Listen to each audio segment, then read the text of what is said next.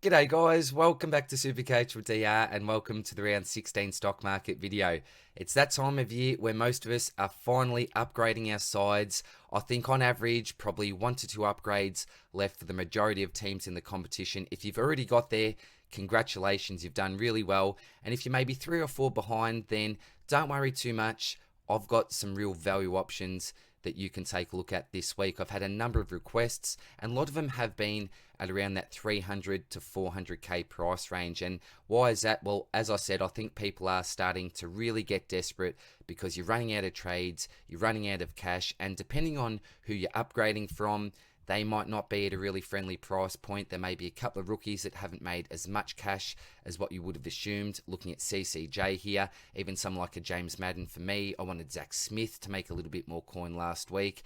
Had an absolute shocker of a week when it came to cash gen. So we'll talk about some of those cheaper options. I've got 2 new price points here simply for this week, mainly for those requests, as I said before. So I hope that you enjoy that. And going forward, if there's anything else that you'd like me to include in these videos, I'll be more than happy to do so. And before we get into it, also feel free to check out our podcast for this week, SuperCoach Swordplay.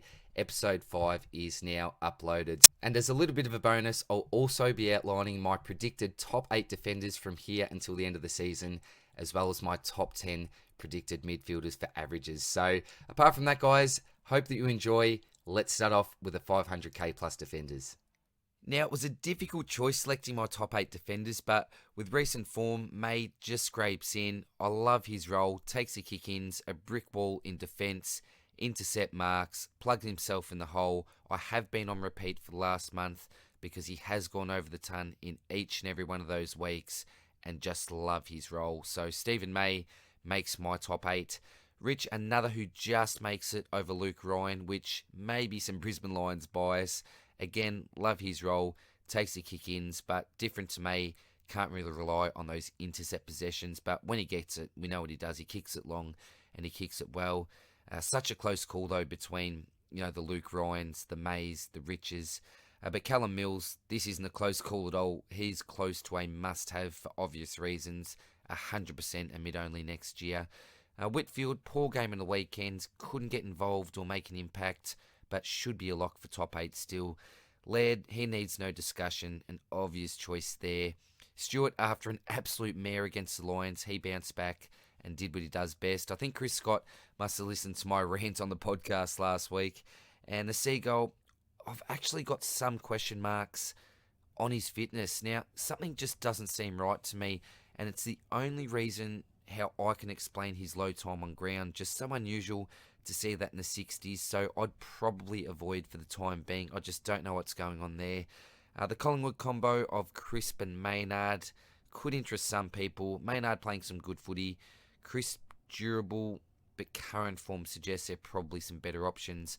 Now Ryan, he could certainly be a top 8 defender from here. Huge ceiling, loves to take the kick-ins, can rack up the peel, as well as intercept. In really good form, actually. So, yeah, you may actually have him in your top 8. It's a really close call, as I've said.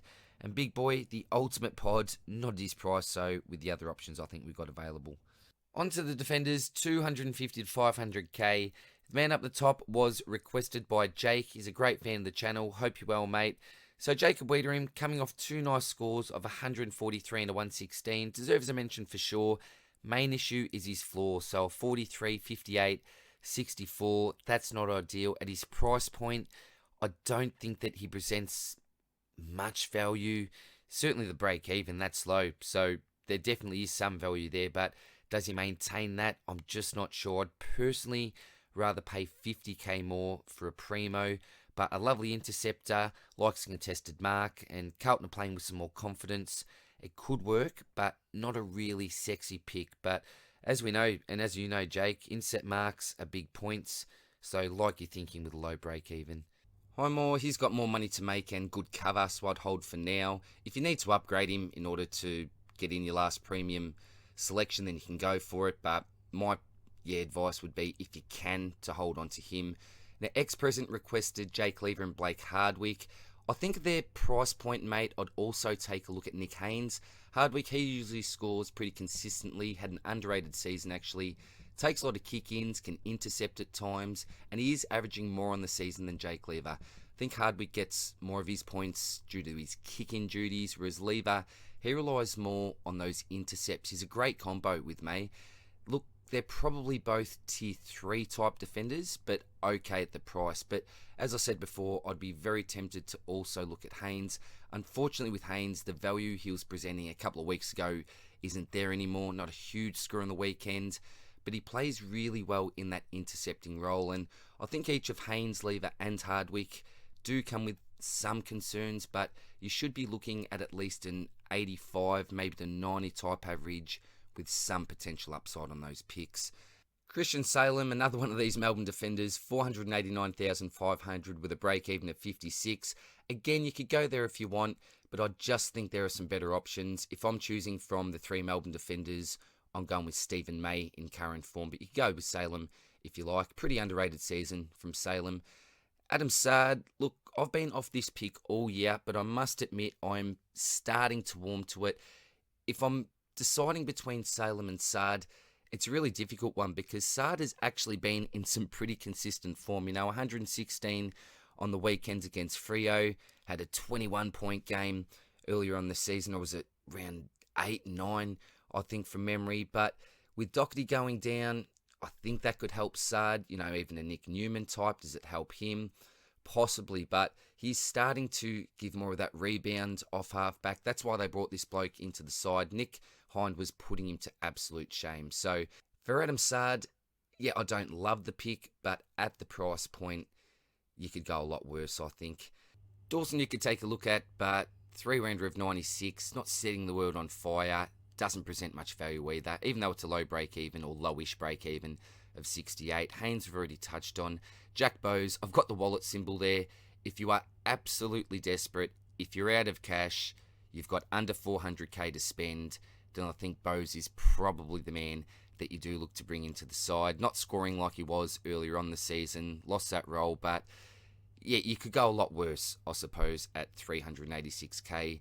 Jordan Ridley, he's the other top 8 in my opinion. I just think with current form, he is just too good to go past. At under 500k, he's the obvious buy now on this slide. So if you are looking for a defender, you've got not enough for a Stewart type, a Whitfield type, then Jordan Ridley, I think, is a really easy trade in. We can see that 3-round average now is at 110. There were stages there it was close to 80. So a really solid last 3 weeks from Ridley. Back to that early season form, or not quite back. He hasn't got that huge ceiling that he was displaying earlier on the season, but I think that he is slowly but surely starting to get that back. He's taking more of the kick-ins now, he's intercepting, looks extremely confident, and he has now returned to that general back in defence. And maybe that was something else that he was finding it difficult to deal with, the fact that Heppel was now that more experienced player down there. Did he take over more of that leadership role? I'm not quite sure, but whatever's happened with Ridley over the last month, it's been really, really positive for his SuperCoach scoring. So I am all for bringing in Jordan Ridley to your side. Trent Mckenzie was requested by Obita Gamer. How you going, mate? Great supporter of the channel. Look, at 424,000, I can see why you're looking there, mate. But at the same time, when you got someone like Nick Haynes there, I think who's a bit more of a proven scorer in that role, that I'd probably be looking there. But with a 3-rounder of 86, season average of 88, it's been an okay season from Mckenzie, but he's one of those picks that I'd really like to select at under 400k. I think if you're paying over 400k for a Mckenzie type pick, then it's a little bit speculative, mate. So that break even's in the red at 91. Look, it's certainly achievable. His projected score is 88, which is his season average. So you could go there if you want, buddy, but I'd probably advise against it at this stage. Shannon Hearn, well, he's got the Mr. Burns symbol there, but at the same time, under 500k, 3-round average of 106. We know what he does, and he does it really, really well, and that's kick the ball and kick the ball long. Provides a lot of leadership, but obviously that's not overly important in SuperCoach. Alex Witherden, there was a stage in the season where we thought, is he ready to take over? Absolutely not. Shannon Hearn is the man. I can't advocate it myself at his age. I'm just worried about the fact that he's had a little bit of a history with some soft tissue injuries, and when you get to that 30 plus range, it's just too risky for mine. So I'd be going against Shannon Hearn, but if you really want to go there, then yeah, up to you. Dan Houston, requested by Alex Thompson. How are you, mate? Look, an interesting selection. You see the good and the bad from my former burn man, Dan. Scores of 48, 54, 49 and 67 on the weekend, along with scores of 156, 116, 110, 107 and 102. So ceiling, apart from that one really big one, hasn't been great, but he also has 4 scores in the 90s, but I'd probably prefer to pay up to be safer, but the pick does have some potential, mate. Shorty, only real positive is that Basher has gone down.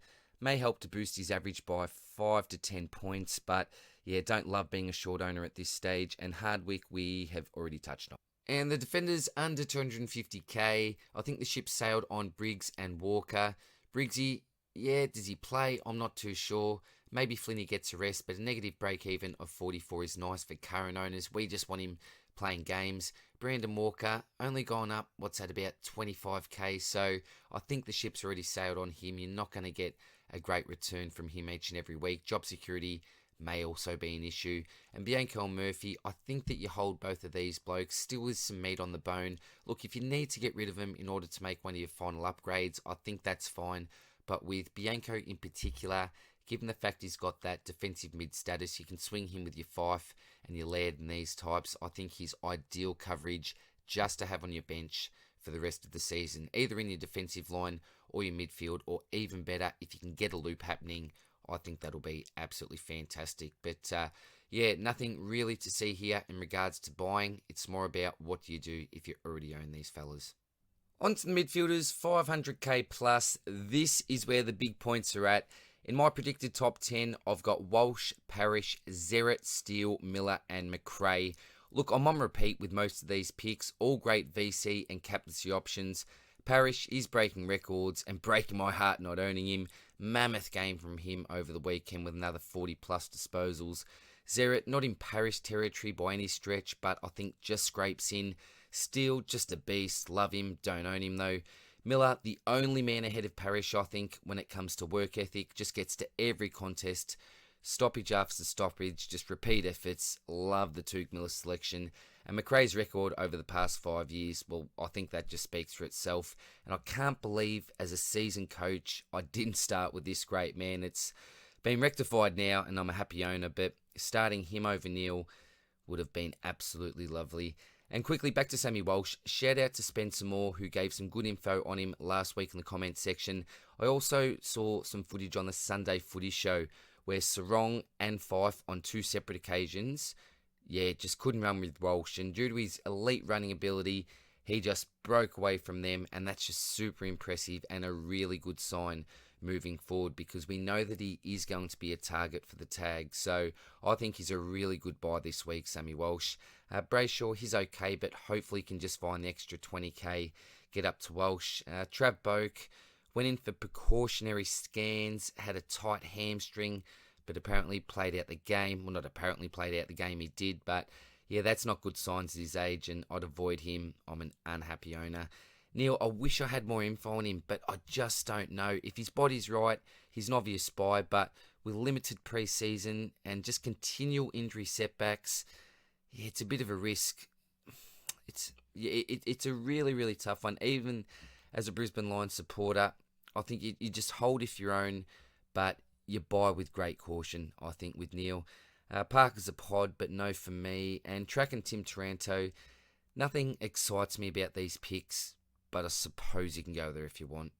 And rounding out my top 10 mids are Jelly, Jared Lyons, Clary, and obviously the Bond. Jelly just scraped in ahead of Titch, but just so clean, so damaging, looking fit, massive ceiling. JL, contested beast, just won't let you down.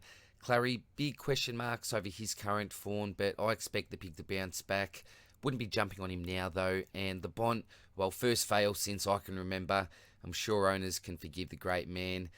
Now, Cunners, Titch, both may have claims, along with Fife and possibly Wines, to compete for that 10th spot, all for different reasons. Wines is in career best form, Brownlow contention possibly, but his poor disposal efficiency sees him only net, 110 points for a 40 disposal game, so yeah, some concerns there. Fife, well, he's just got runs on the board, and on his good day, he's an uber elite, but not overly confident with the 5 selection. And Titch, he hasn't gone below the 100 mark in the last month, so consistency, that's back and looking a lot safer. I actually think he's okay to buy now. And Cunnington, I'll tell you what, a big, strong man, low centre of gravity, always stands up in the contest, wins clearances, and has surprised me with his consistency. Look, my wife owns him, and a massive pod. Can fade late in games, though. Oh, it's a tough one. You'd have to be brave to go there, but at the same time, in current form, he seems like a pretty good selection. And the rest, Pendles, back in the midfield, who knows what this former Supercoach staple can produce.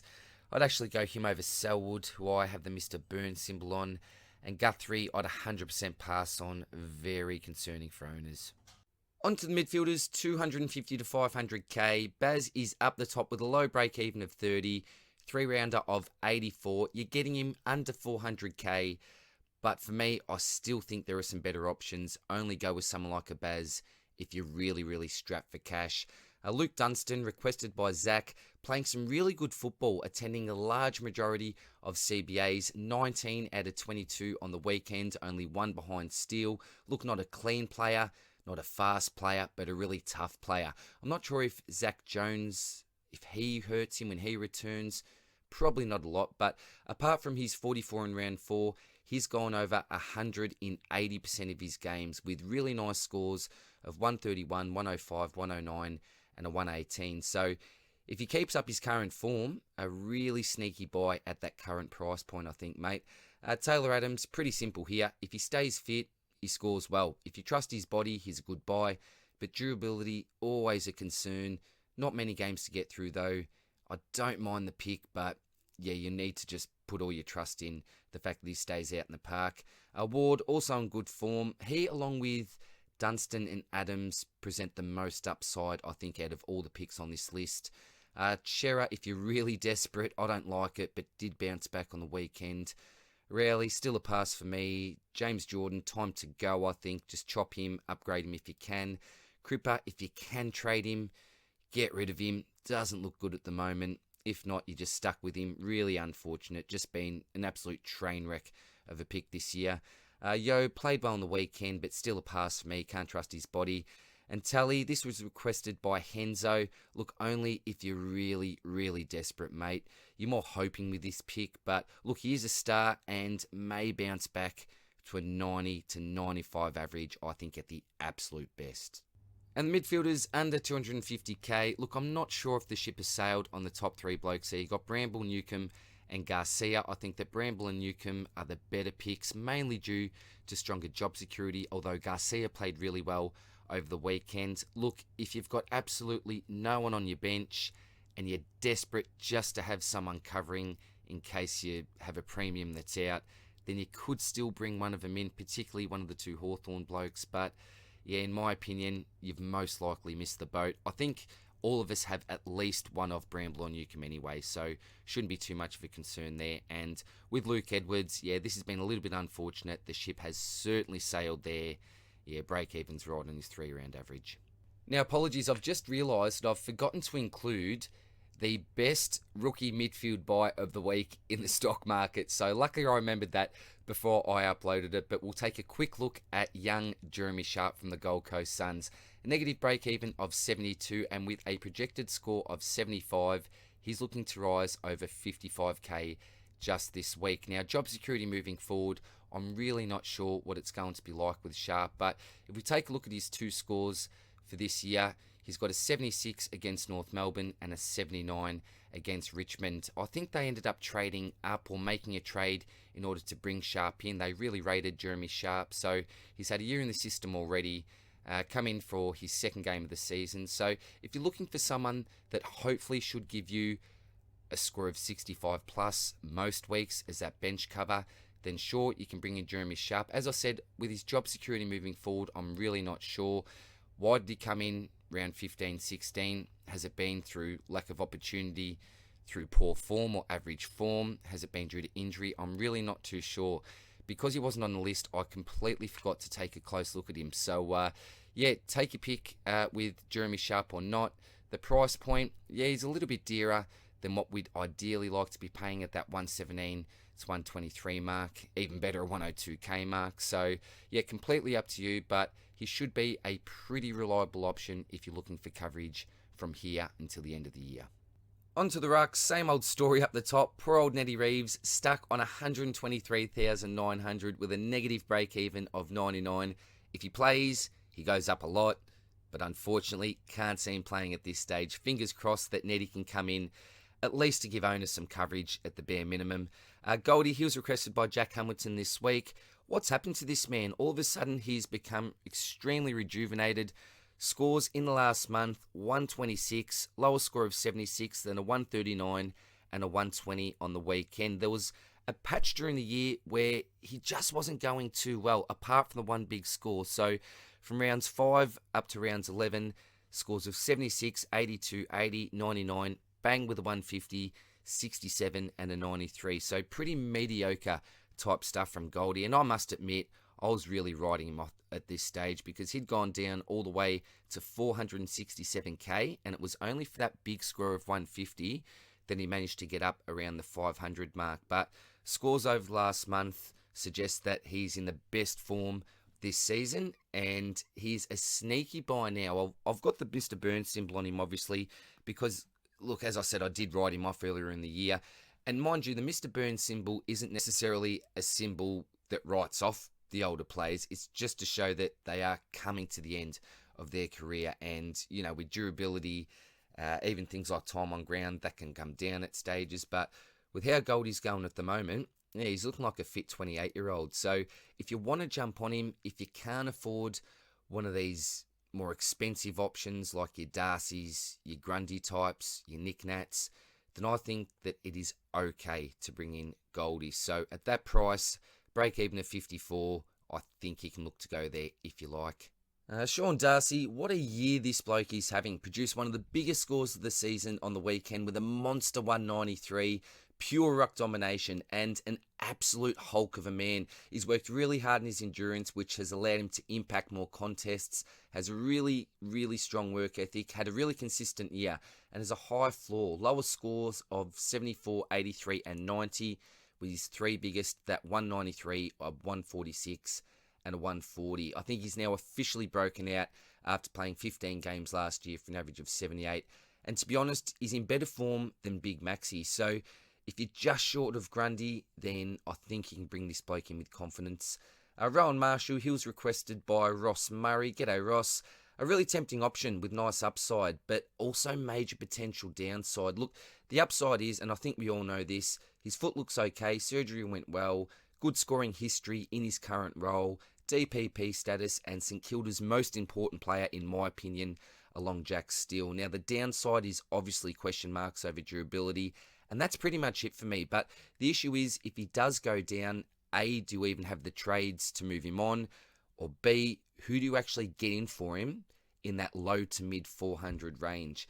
If you've got a few spare injury trades, I think go for it, bring him in. But if not, you've just got to cross your fingers that he stays healthy. Only, 6 or 7 rounds to go, so he could do that. Last two scores of 68 and 100, so nothing terrific, but seems to be heading in the right direction. Tracy, 260,300. He's on the chopping block if you want, but I think it'd be a really good idea to try and hold on to someone like a Tracy if you are bringing in a Rowan Marshall, just so you can keep that swing going.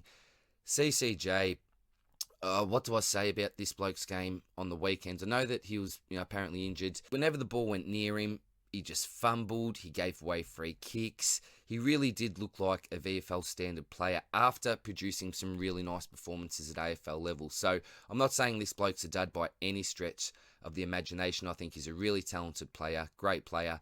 But on the weekend, it just wasn't his game. And whatever he did, it just didn't work. Really, really spewing because he was looking to go above 300k. Now we're stuck with him at about 276. Don't even think he gets games if he is healthy, given the fact that Nank's coming back soon. They've got Chol there, Lynch is back playing. So, yeah, get out of the pick, CCJ. Use him to upgrade or make your final upgrade if you need to do that. Brodie Grundy, I'm bringing him in this week. He's the clear bite now. I think at 607,000. Break even of 95. Average of 123. right on that average with Gawn. So, yeah, who's going to be the better ruckman from here on out? I'd probably put Brodie ahead of Gawn, just given the fact that Jackson, I think, is really impacting him. Tom Hickey, he's been another wonderful selection this year, 513,800, so a cheaper alternative to a Grundy type, but I'd much rather go up. Look, he's been really solid this year, but that 3-rounder, it's only in 2 digits, 97, and the season average, that's a 104. There may have been an injury-affected game in that, which has brought that down a little bit, but still for me, I'd much rather be spending a little bit more money and going up to one of the big boys, or maybe even taking the punt on a Rowan Marshall if you're desperate. Flinney, definitely got to go, I think, now on the chopping block. You can't afford to have him at R2 at this stage of the season, and you obviously can't afford to have him as R3 covering your bench. It's just way too much money to have on your bench. So certainly on the chopping block if you've got him, either downgrade or upgrade. Rob Hughes requested by Jack Hamilton, but he's gone a little bit cold, hasn't he? So looked his 3-round average there, 91, only 94 on the season. We've mentioned in earlier stock market videos that he was carrying an injury during the earlier stage of the season and really did hit back after that with some massive scores when news came out that he was finally fit. But over the last few weeks, yeah, I should put the snowflake symbol there because he has gone extremely cold. Look, we know he's got a really big ceiling, so scores of 135, 133, 147, 137, but also some really subpar scores thrown in there as well. So if we take a look at his upcoming fixture, he's coming up against Sammy Draper. I think then it will be Tinglish, Nick Nat, Johnny Segler, Lysette, Pitney, and then Goldie. So a few decent opponents in there, but look, he should play pretty well, I think, against Draper. We don't know if Steph Martin will be back with Tinglish. Segler should go up pretty well against Lysette, I think. Pitney as well, and then a pretty tough matchup with Goldie. So if you're absolutely desperate at that price, you could still go him, but based off current form, there's just nothing that I overly like about this pick. After a couple of weeks ago, probably recommending him as that next best option in the ruck. So apologies for that. Yeah, Sean Darcy's just gone so far ahead of him, it's not funny.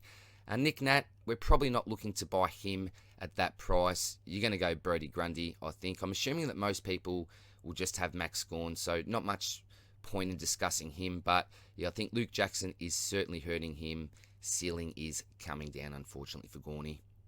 On to the forwards, 500k plus. The man up the top, Patrick Dangerfield.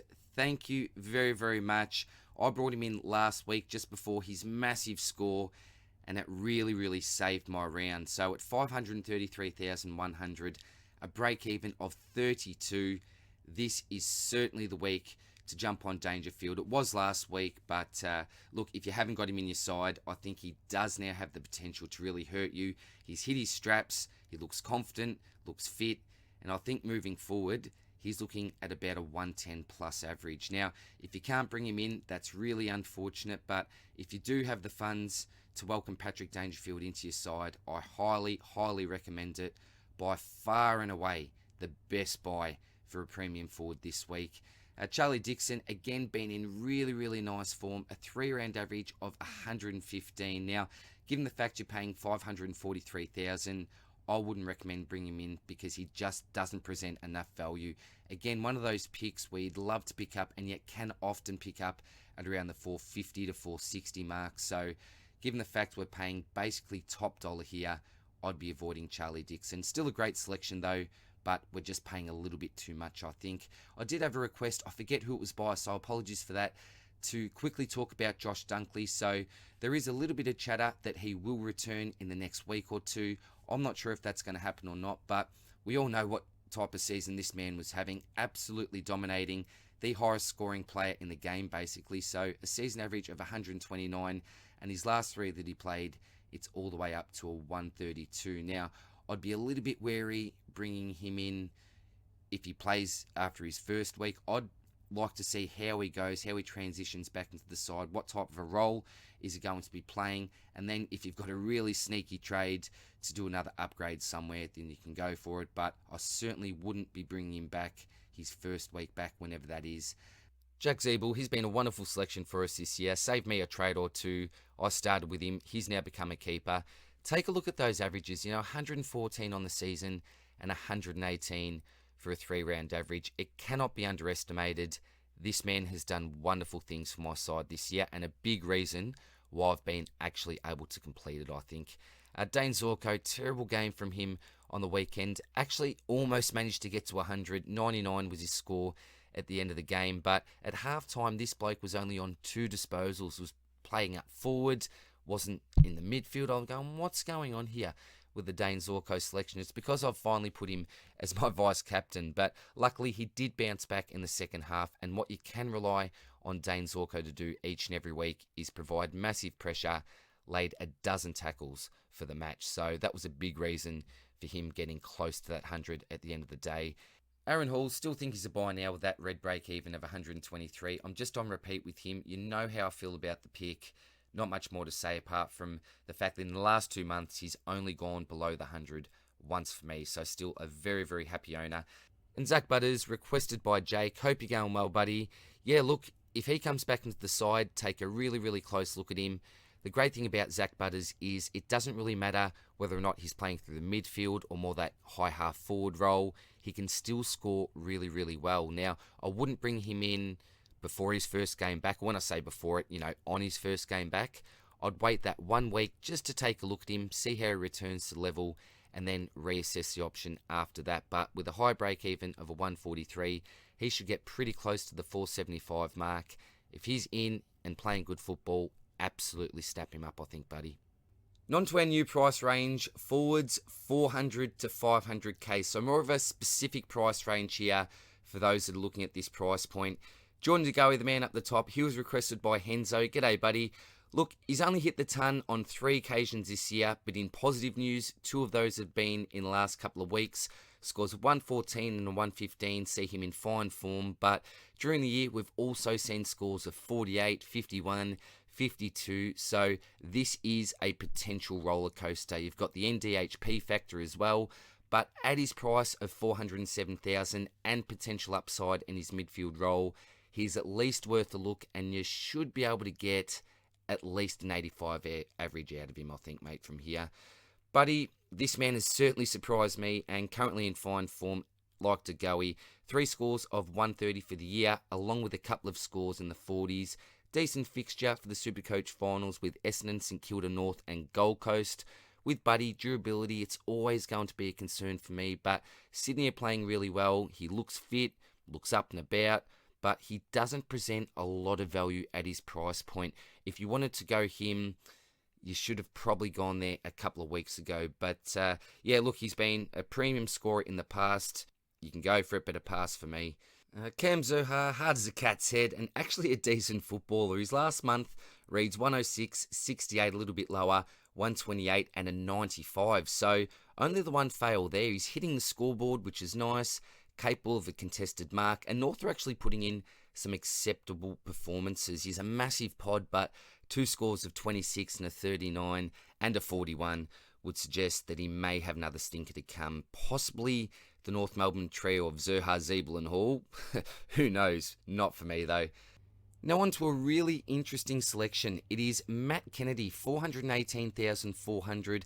Comes with mid-forward status, a 3-round average now of 100. And he was actually requested by a couple of people, including Jono Concotta and Gabe as well. So thanks for that, guys. Now, why are we interested in this pick? Well, the 3-round average, of course, that's in 3 figures. And we're getting someone with that DPP status at under 420k. Earlier on in the season, we saw scores of 16 in round 4 and 26 in round 5. But then he has bounced back in the last 3 with scores of 115, 70 and a 116. So Luke Powell's actually said that at VFL level, he played with real edge. What he's needed to work on is his spread from the contest and improve his running patterns, which I've heard that he has done. He loves to just hit bodies around the contest, I think given the fact that Cripps looks a little bit banged up at the moment. Cripps has looked banged up for the last 3 to 4 years, let's be honest. But I think with Kennedy in the team, that does allow Cripps to at least have a bit more of a rest up forward. Look, with Kennedy, his pace isn't great. If you look back to last week, 22 disposals, which was okay, but amazingly, half of those actually came in the final quarter. Actually kicked a goal in there as well. 6 tackles for his 116 points. So he really seems to be good with his hands, even with off balance. And I know Carlton fans, they're really divided on him as a player, but I really like what I saw from him over the weekend. He set up Welsh for the match sealing goal, lots of 1%ers. So what do we like with Matt Kennedy? His CBAs are improving. So in round 14, attended 12 out of 28. In round 15, 12 of 25. And then last week, attended 17 of 24. So his highest rate for the season. And we can see that pattern in the last 3 weeks. It's rising, rising, rising. So particularly with those question marks over Paddy Cripps, I think this really opens the door for Matt Kennedy, is that big bull inside midfielder, to get some extra minutes inside. So look, it's hard to predict what's going to happen with him moving forward. Does he keep his spot? Well, in current form, I can't see why he doesn't. And an inside midfield role, that is fantastic for SuperCoach. I think from memory, he was a pick 13 or 14 at the Giants. Like many Giants, he's made his way over to Wycon Park. So do I like the pick? I actually do not mind it. If I could trade him out for, just say, a Langford, this is without using a trade, if I could just swap, which I know we can't do obviously, I'd probably rather have Kennedy in the side because it's all about his role. I think he maintains it, particularly with Paddy, as we said, looking a little bit sore. So short term, I really, really like the pick. And if he can maintain anything close to that 3-round average of 100, even a 90, I think at 418k, particularly with that DPP status, he is a really good buy. So Matty Kennedy, I give a thumbs up to. Bailey Dale, absolutely love this selection. I think he's the clear best buy out of this list. Why is that? We know that he scored a 50 a couple of weeks ago, but that was largely due to the fact that he was played out of position just in that game due to circumstances. I think a couple of their forwards went down, so they had to experiment with moving Dale forward. But that was only a once-off. We know what his role is. He's the kicking king. And I tell you what, it was frustrating watching this game in the last quarter on the weekend because I don't know how many points that North Melbourne scored. It must have been 6 to 7 because Dale took so many kick-ins and his score just kept rising, rising, rising. So if the opposition team are not kicking well, this is very good news for Bailey Dale. And as we know, they love getting it in his hands anyway. He's a lovely distributor, and does he use it well? I think his efficiency was around the 90% mark over the weekend. So if you are looking for that final forward upgrade, you don't have enough money for Dangerfield, I highly, highly suggest that you select Bailey Dale. You shouldn't go wrong for the rest of the season, and I wish that I had this bloke in my side. Isaac Smith, another real pod. Look at that 3-round average, 100 there. So an average of only 85 on the season, a little bit down. But given the fact he's got that mid-forward status, he could actually be a decent selection. That 3-rounder is a lot higher than Bailey Dale's, plus 14 there. But remember, I did just explain the reasoning behind Dale's low score a couple of weeks ago. Was it? Yeah, 3 weeks ago now. So I'd much rather go Dale over Smith, but worth the shout out as a pod. Tommy McDonald as well. Poor 3-round average, but hit back with a 100-plus score on the weekend at 421,000. He's an option, probably safer than a DeGoey due to the no NDHP factor, but DeGoey may have a bit more in him in that midfield role. And the package, look, was I wrong about him? I didn't expect to see this consistency. Now, when I say consistency, I was expecting for him to go straight back down to a 50-60 type score, but I don't necessarily think that we will see that from the package. Look, there may be a game where he does absolutely stink it up, but in current form, you can't really see him going below a 90, can you? I think with Stringer. So if you want to get him in, go for it. You've got the same issues, I think some of that NDHP factor as DeGoey, but you are paying, what's that, about 65k more. Who would I go out of DeGoey and the package? I would definitely go Jake Stringer if you have the money, but in saying that, he's costing more than Bailey Dale, who I would much rather go with at the same time. Rowan Marshall, think I've doubled up here, haven't I? Because I've already discussed him in the ruck selections. Zach Bailey, you know how I feel about him, one of my favourite players in the comp. And my knock on him has always been his ability to actually find enough of the football. But on the weekend, 26 disposals, he's really been impacting the scoreboard. How exciting is he? You just know when he's got that ball around 60 metres and he's got a little bit of space ahead of him that he's just going to nail that goal. And was it 4 over the weekend?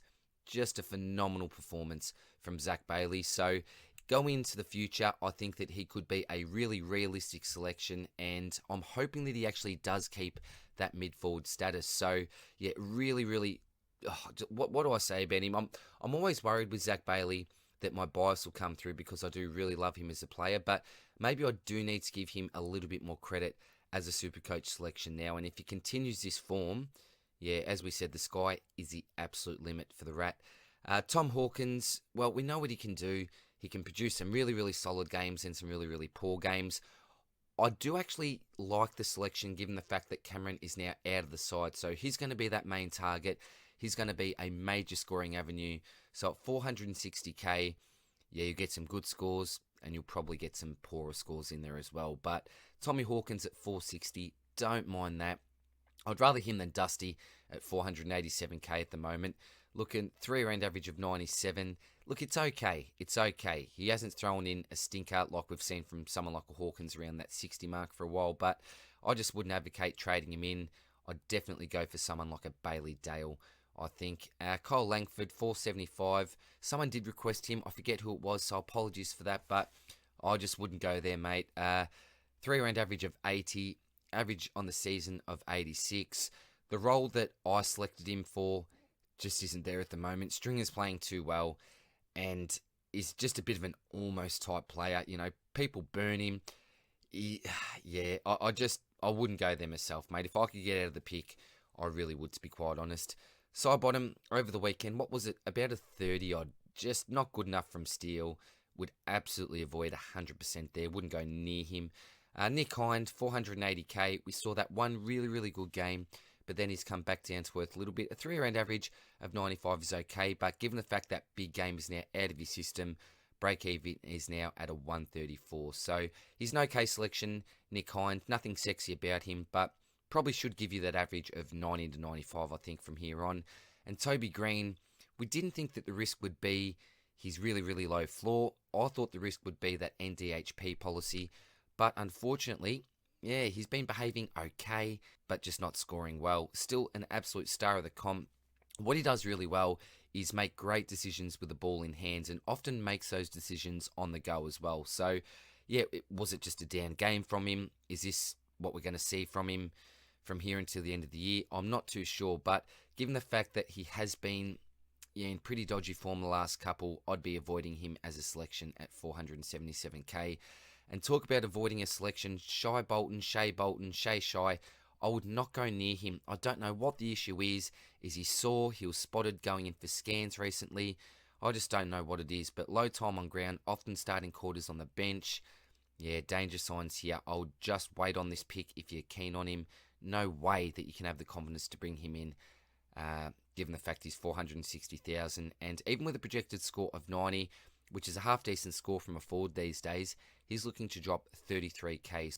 And on to another new price point, the forwards 250 to 400k. So again, I've done this for all the blokes and ladies that are looking to bring anyone in at that cheaper price point. You know, people that are starting to get a little bit desperate in their forward line. So I had a heap of requests here from SDS, Supercoach Pro, Ross, 4N945, John O'Carroll and Bo Plays. So thanks for all that, guys. Really appreciate that. The man up the top, Spuddy Dow. Now, do I need to take the Spud symbol away? Let me know in the comments section. Do I need to forgive him? Possibly. With a 3-round average of 78. He's attending some CBAs. Negative break-even of 1. You may actually look to go there. Me, absolutely not. I can never recommend this man. But I will read out a really great comment left by SDS. Spuddy Dow, more midfield time, career best form over the past 2 weeks, building a heap of confidence, would give even more midfield time with Paddy Cripps potentially going under the knife with his ankle, 291k, surely not, but, and then he's got the eyes emoji there. So, yeah, look, good comment, mate, and it's hard to argue with that, but yeah, for me, he's just an absolute burn, man. I started with him. It was a terrible selection. Should have gone Joe Danaher. If you really want maybe a pod M9, F7 swingman, go for it if you got the luxury. But I just couldn't recommend the bloke, unfortunately. And Mason Wood is another really interesting selection. He's had scores of 45, 22, 16, but really hit back. 4 scores out of the last 5, 113, 94, 108 and a 97. So he's hitting the scoreboard. Didn't actually hit the scoreboard last game. 22 disposals though, so he's upping that disposal rate.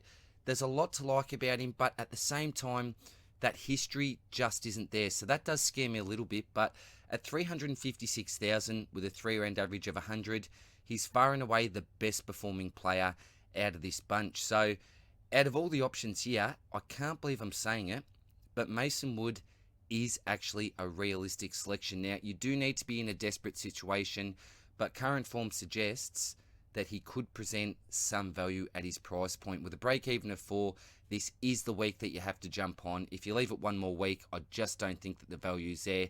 Certainly a risky selection, but out of this list, probably the bloke that I would actually recommend.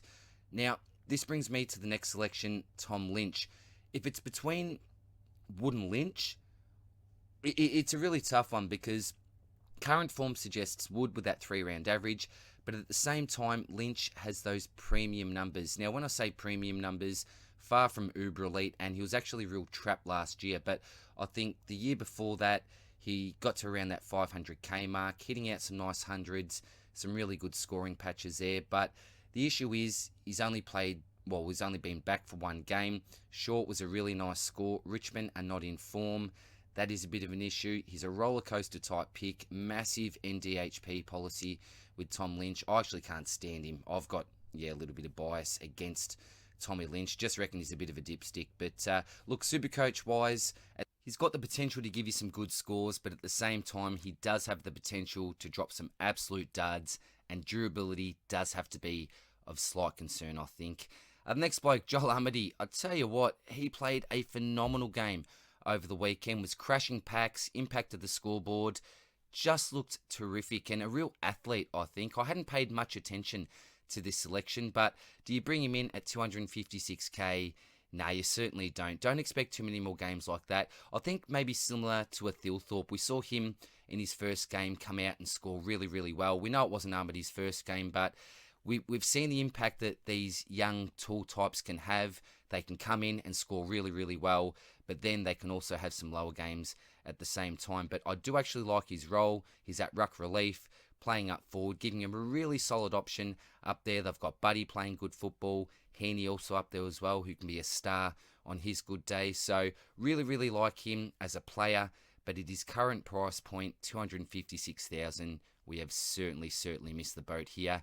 Jack Nunes, just throwing him out as another pod type selection. Mid forward, really, really cheap there.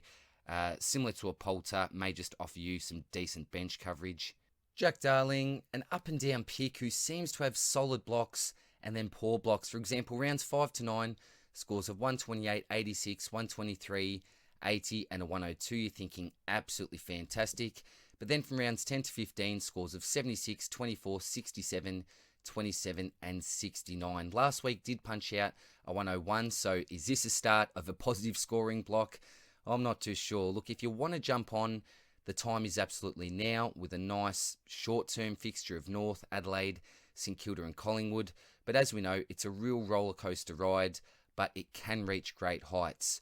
Unfortunately, it can also fall completely off the rails. So SC Pro is an interesting selection, mate, but someone who I don't think we can really rely on at this stage. Cody Waitman, career best game from him.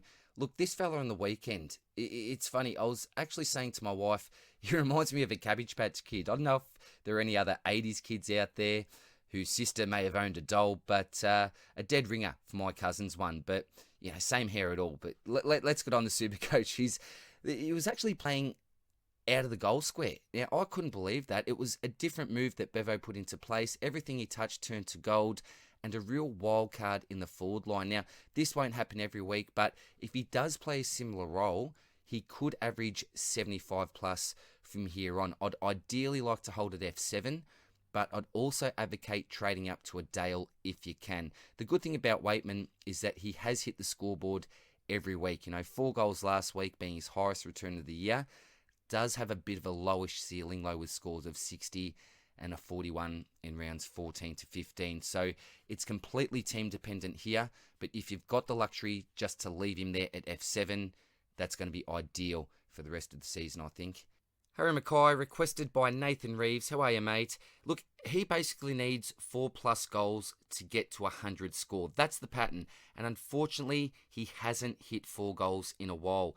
Look, scores of 98 in round 2, 4 goals. 145 round 3, 7 goals. 131 round 6, 6 goals. 99 in round 7, a 4-goal performance.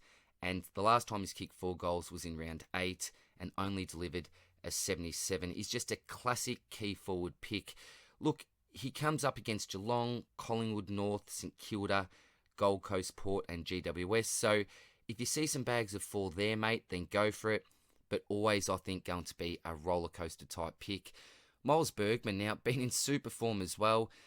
Is he a keeper? Certainly not. Look, ideally, you need to upgrade this bloke if you've got him at F6.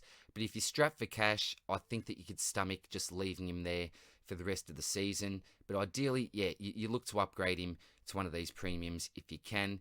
A real surprise packet, because I know many people actually traded him out early on the season before he'd even had his first price rise. Was looking like a bit of a dead rookie at stages, but he's really bounced back and been one of the, probably you'd say, best performing rookies that we've actually had in 2021. And Caleb Poulter, yeah, this is really disappointing. Break even now in the red, 92. What am I going to do? I'm a current owner. I'm just going to hold on to him as coverage for the rest of the year. If you do need to make a final upgrade somewhere, then go for it. This is certainly the time to do that. But personally, I think he can be really, really nice cover. But job security going forward, I hope that it's okay, but maybe it is time to give him a little bit of a rest and give some of these other young Collingwood midfielders a bit of a crack, I think. And we'll finish with the forwards under 250k. Max Holmes, mid forward up the top, 154,800. Negative break even of 2, but main concern with him is his job security. You are paying that inflated price as well. Archie Perkins, certainly on the chopping block for mine, or else just keep him there as an option where you can swing him from your midfield to your forward line. And Alec Wiederman, yeah, well, same thing with him. Certainly on the chopping block, I think that break even now is 56 in the red. But if he keeps his spot, you could just leave him there for the remainder of the season. So that's it for now, guys. Hope that you all enjoyed. For those people that are getting a little bit desperate, I hope that we did talk through some of those cheaper options, some of those pod selections that you may look to finish your side with. And for other people, if you've got a little bit of cash still left in the bank and some trades remaining, hopefully you've decided on your premium selections that you'll be finishing your side with. Apart from that, guys, all the best of luck this week, and I'll see you soon in the next one. Cheers, bye.